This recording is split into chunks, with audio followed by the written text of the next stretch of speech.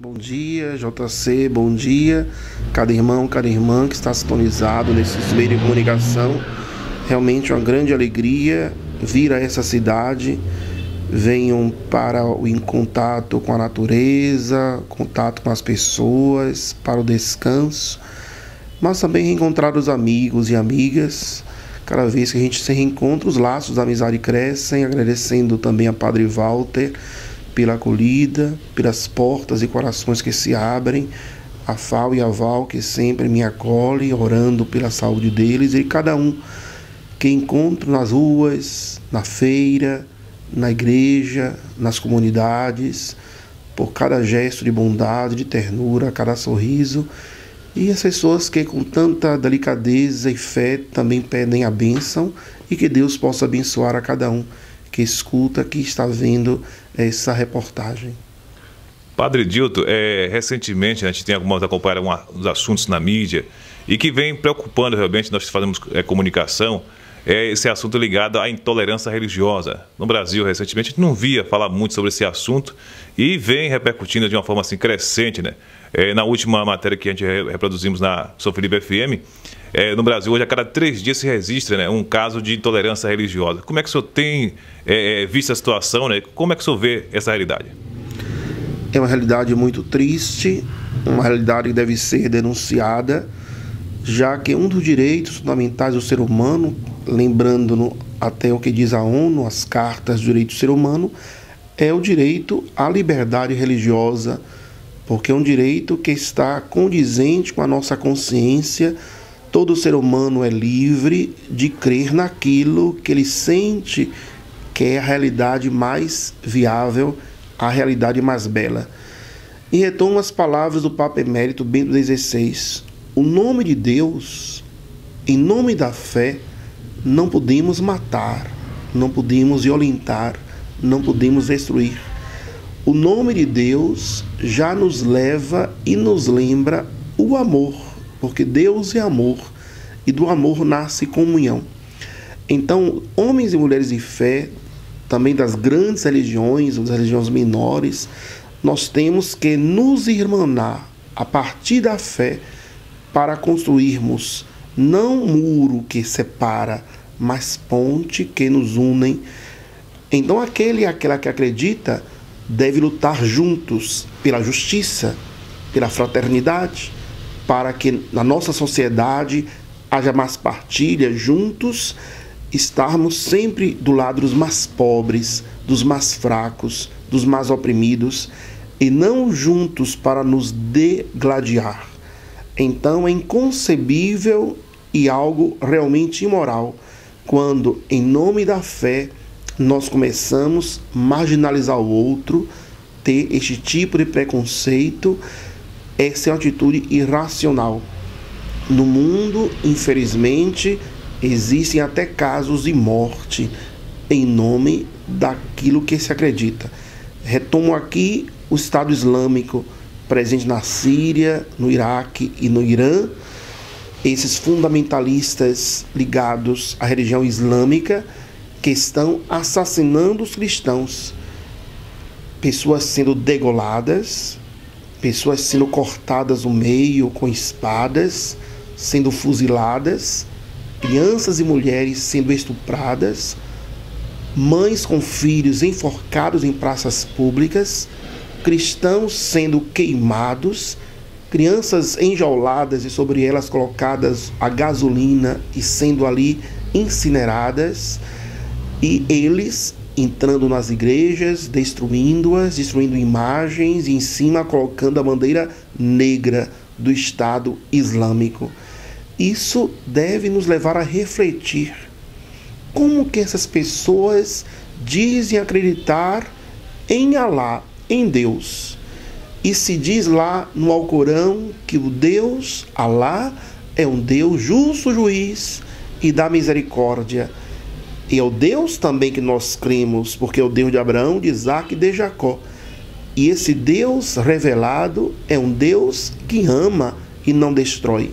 Então, em coerência, dizer que acredito na misericórdia e na vida e as minhas atitudes serem atitudes de morte. Então, um caso extremo, E era importante que os países do mundo, sobretudo os países ocidentais, fizessem uma grande associação para ir atrás dessas pessoas de Estado Islâmico, que é um estado de morte. Até o Papa Francisco já falou, seria uma guerra justa, porque estaria defendendo pessoas. Muitas dessas pessoas tiveram de sair de suas casas, são exiladas, e muitos estão sendo acolhidas pela ONU. Mas na ONU, tantas organizações, a Unicef e as crianças, é preciso fazer ecoar um grito de justiça. E também no nosso meio, pessoas ligadas ao candomblé, pessoas ligadas ao espiritismo, pessoas ligadas a outras religiões, que muitas vezes são maltratadas, são xingadas, são violentadas, como um caso acontecido lá no Rio de Janeiro. Então isso provoca e nos faz ver que o ser humano, em vez de evoluir, está evoluindo. É como se nós estivéssemos lá no século V, no século VI, no século VII, com aquele pensamento de divisão. É preciso dizer um basta e dizermos não a qualquer tipo de intolerância religiosa. E também entre nós cristãos, crescermos no ecumenismo, na unidade. Em nome da Trindade, em nome do batismo que nos faz irmãos e irmãs, juntos devemos construir uma cultura da paz, da fraternidade. E mais uma vez, levando a ter um olhar para os mais pobres. E eu lembro a nova encíclica do Papa Francisco, Laudato Si, louvado seja, onde ele afirma a nossa casa comum é o nosso planeta.